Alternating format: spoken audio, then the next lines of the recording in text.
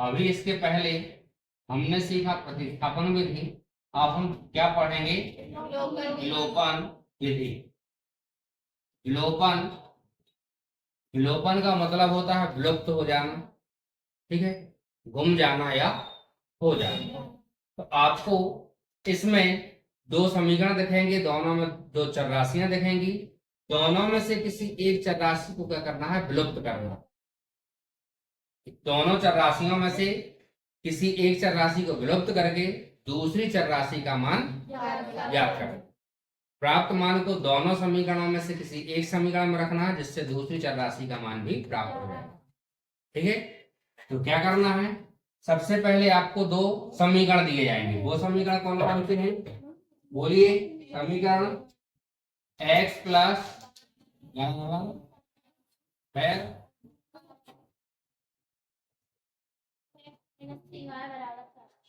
2x minus 3y बराबर 4। जे समीकरण number 1, जे समीकरण नंबर 2। दिए गए दोनों समीकरणों में दो चर राशियां दिख रही हैं ना, दो में से एक चर राशि को विलुप्त करना। ठीक है, तो विलुप्त कैसे होंगी? जब आप सबसे पहले दोनों में से डिसाइड करें किसको विलुप्त करना है? x को। यदि x को विलुप्त करना है तो यहाँ पर देखो, जब समीकरण 1 में गुणा करना है तो उसके लिए समीकरण 2 में देखना है x के सामने क्या लिखा है, और जब 2 में गुणा करना है तो उसके लिए आपको समीकरण 1 में देखना है कि उसके सामने क्या लिखा है। कुछ नहीं लिखा होता तो क्या लिखा होता है? बस वही लाइन यहाँ पर लिखना है। समीकरण 1 में करना चाहते तो किस में देखोगे? 2 में। x के सामने कौन सा अंश है? समीकरण 1 में 2 तथा समीकरण 2 में, ठीक है, किसका करोगे? 2 में करने के लिए अब 1 में देखना, उल्टा होता है। जब 1 में करोगे तो 2 में देखोगे, 2 में करोगे तो 1 में देखोगे। समीकरण 2 में किसका होगा? x के सामने कौन सा अंक है? 1 का गुणा करने पर ए लाइन बन जाएगी सबसे। इतना बन गया तो लगभग सवाल ही बन गया। जब आपको 1 में गुणा करना है तो 2 में देखोगे x के सामने क्या लिखा है, फिर जब समीकरण 2 में गुणा करना है समीकरण 1 में देखोगे x के सामने क्या लिखा है, इतना बनेगा। देखो यहाँ पर समीकरण 1 में करने के लिए हमने देखा 2 में x के सामने क्या लिखा था? 2 तथा समीकरण 2 में जब 2 में कर रहे हैं तो 1 में देखा कि x के सामने क्या लिखा है? 1 का गुणा करने पर इतना बन जाएगा। अब हमको पता चल गया कौन से समीकरण में काय का गुणा होना। समीकरण 1 में किसका होना है? 2 का। समीकरण 2 में किसका होना है? 1 का। पूरे समीकरण में गुणा करो। 2 का x में होगा तो क्या जाएगा? 2 का y में होगा तो क्या जाएगा? बराबर 2 पंचे 10 बन जाएगा। 1 का गुणा होगा तो वही के वही आ जाएगा, तो क्या जाएगा? 2x ऋण 3y बराबर कितना? ठीक है, अब आपने देखा कि यहाँ भी 2x है और यहाँ भी 2x एक जैसा हो गया, लेकिन इसमें भी धन चिन्ह है, इसमें भी धन चिन्ह है। जब चिन्ह एक जैसे रहे, अर्थात या तो दोनों में धन रहे या तो दोनों में ऋण रहे, तो यहाँ साइड में लिखना है घटाने का। क्या लिखोगे? दोनों में एक जैसे चिन्ह है, अर्थात दोनों में या तो धन धन है या तो ऋण ऋण है, तो लिखोगे घटाने पर। और यदि 2 में से 1 में धन है और 1 में ऋण है तो यहाँ लिखोगे जोड़ने पर। ठीक है, जब जोड़ने पर लिखते हैं तो निशानों में कोई परिवर्तन नहीं, लेकिन जब घटाने पर लिखते हैं समीकरण के नीचे वाला जो समीकरण होता है इसके चिन्ह में परिवर्तन हो जाता है। धन का ऋण और ऋण का, इसके सामने कोई चिन्ह नहीं धन का क्या हो जाएगा? ये ऋण है, ऋण का क्या हो जाएगा? और यह धन है, धन का क्या हो जाएगा? इससे कैंसिल। 2x धन में 2x ऋण में कैंसिल हो जाएगा। क्या बचा ऊपर? 2x sorry 2y। अब ये चिन्ह नहीं देखोगे, जो बदले हो वो वाला देखना। क्या है इसका? प्लस क्या जाएगा? 3y बराबर 10 माइनस क्या जाएगा? 3y में 2y जोड़ दो कितना आ जाएगा? 10 में से 4 घटाएंगे कितना? y बराबर कितना आ जाएगा? 6। कोई दिक्कत? का मान बन जाएगा निकालते। इसके बाद क्या करना है आपको? जो y का मान प्राप्त हुआ चाहे समीकरण 1 में रख दो चाहे 2 में रख दो, 2 में से किसी एक में रखना है, जो आपको सरल लगे उसमें रख दो। किसमें रखते हैं हम? 1 में। क्या लिखोगे? y का मान समीकरण एक में रखने पर, समीकरण एक में रखोगे तो क्या आएगा, देखो समीकरण भी पहले पूरा लिख दो। x धन y बराबर कितना है 5। x धन y का मान कितना निकला है 6 बटे बराबर कितना x बराबर 5। ये धन में है, बराबर किस तरफ जाएगा, कहीं में होगा। ठीक है, सबको पक्षांतरण के नियम पता है। यदि बराबर के इस तरफ की संख्या बराबर के उस तरफ जाती है, तो यदि वो धन में होगी तो ऋण में जाएगी, ऋण में होगी तो धन में जाएगी, गुणा में होगी तो भाग में जाएगी, भाग में होगी तो क्लियर। तो यहाँ पर इसके बटे में कुछ नहीं है तो एक। एक्स बराबर जब दो भिन्न संख्याओं को जोड़ना या घटाना होता है तो उनका क्या लेते हैं अपन, एलसीएम।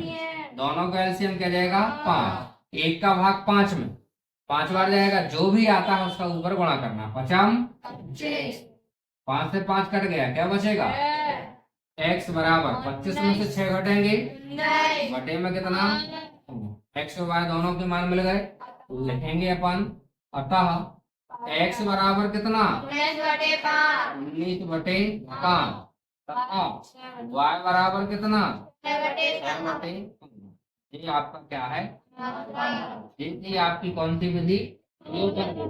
इसी सवाल को एक बार करना है, कौन सी विधि से, ठीक है।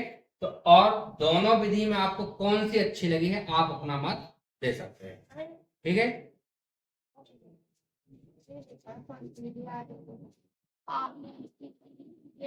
हाँ, इसका चौथा सवाल है 3.3 का, पहले का चौथा है ना।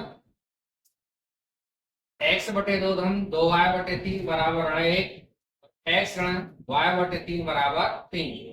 इसको देना समीकरण नंबर 1, इसको देना समीकरण नंबर 2। अब इसमें हमें देखेंगे कि जो हमारा रैखिक समीकरण होता है थोड़ा ये अलग दिख रहा है। हम पहले उसके जैसे इसको क्या कर लेंगे, बना लेंगे, ठीक है। समीकरण क्या लिखना है हमको, समीकरण 1 व 2 को क्या करना है, व्यवस्थित रूप में लिखने पर, ठीक है।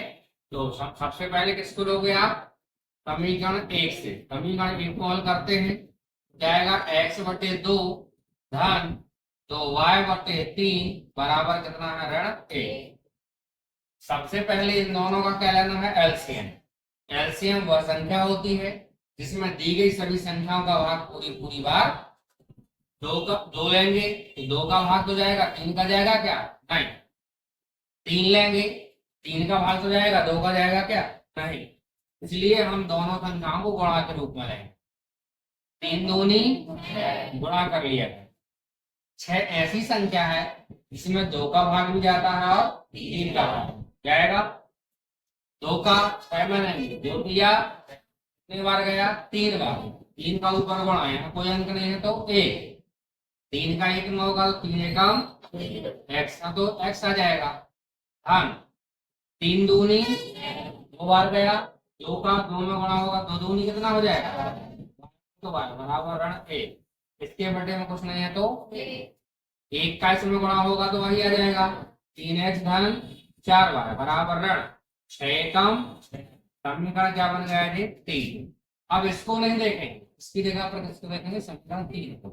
इसी प्रकार से किसको करना है, दूसरे, यहां देखेंगे हम समीकरण 2 से। इसी प्रकार समीकरण 2 से, समीकरण 2 उतारिए, x माइनस वाई बटे 3 बराबर कितना है 3। इसके बटे में कुछ नहीं है तो 1। इन दोनों का एलसीएम लेंगे तो गुणा कर रहा है आपस में, 3 एकम 1 का 3 में 3 बार, 3 का x में गुणा होगा तो क्या जाएगा, माइनस 3 से 3 कट गया, क्या जाएगा y बराबर कितना है 3। इसके बटे में कुछ नहीं है तो क्या मान लोगे 1। यहां देखें 1 का इसमें गुणा होगा तो वही आ जाएगा 3x माइनस वाई बराबर 3 त्रिका, ये बन गया समीकरण नंबर 4। अब 1 और 2 को नहीं देखना है, किसको देखना है 3 और 4।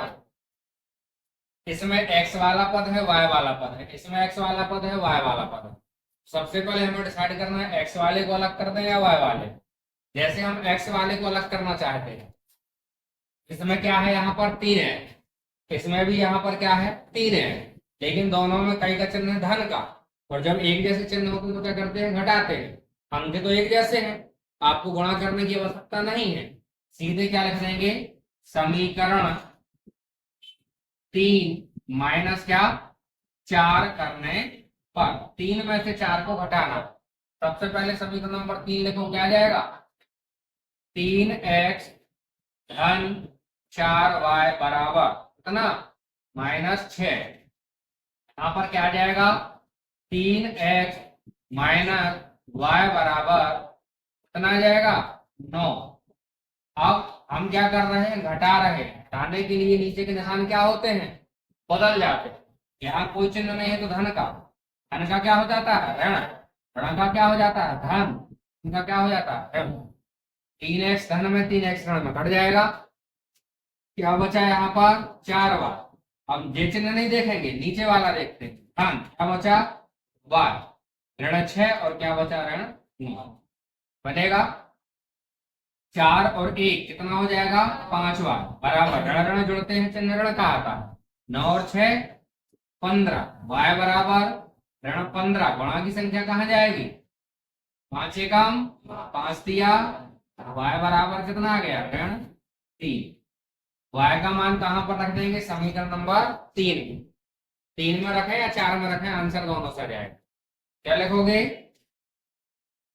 y का मान समीकरण किसमें, 3 में रखने पर, समीकरण 3 में हम रखेंगे, समीकरण 3 को पहले पूरा उतारना ताकि गलती ना हो। 3x धन 4y बराबर ऋण 6 बनेगा। 3x यानी रोको, धन 4, y का मान कितना निकला है, ऋण 3 बराबर ऋण 6।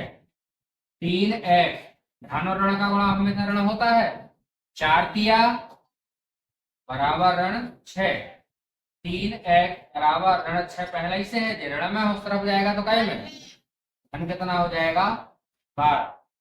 ठीक है, तो यहां पर देखो 3x बराबर कितना आ जाएगा, 12 में से 6 घटेंगे, कितना आएगा 6, बड़ी संख्या धन की तो धन चाहिए, धन लिखा नहीं जाता। ठीक है, हमें मान चाहिए x का, x को यहीं रोक लो, 6 बटे में कितना आ जाएगा, 3 एकम 3 दूनी, x बराबर कितना आ गया, 2।